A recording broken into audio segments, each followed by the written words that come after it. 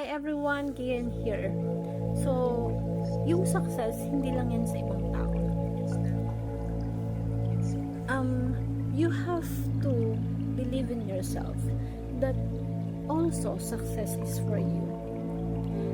Marami tayong tinitingnan na ibang tao na sana ganito rin ako, sana magkaroon din ako ng ganyan, sana maging successful din ako katulad niya.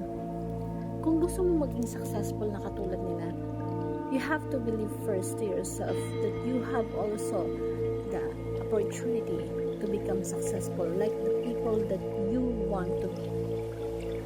Now, kailangan mo lang gampanan or gawin yung dapat mo gawin.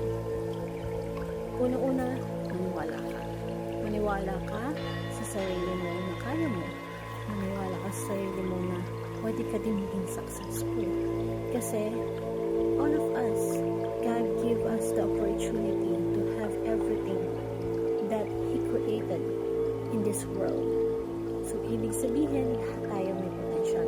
Lahat tayo may capabilities na maging success.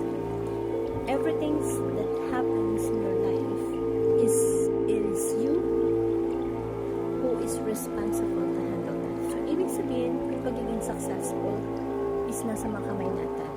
So, kung gusto mo maging successful, you have to drive yourself.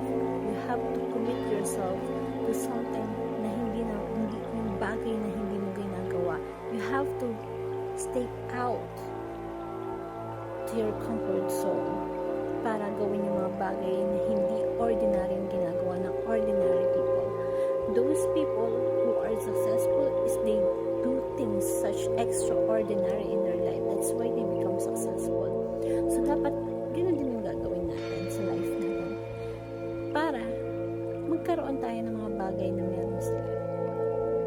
But always remember, every one of us have the uniqueness, the way God created us.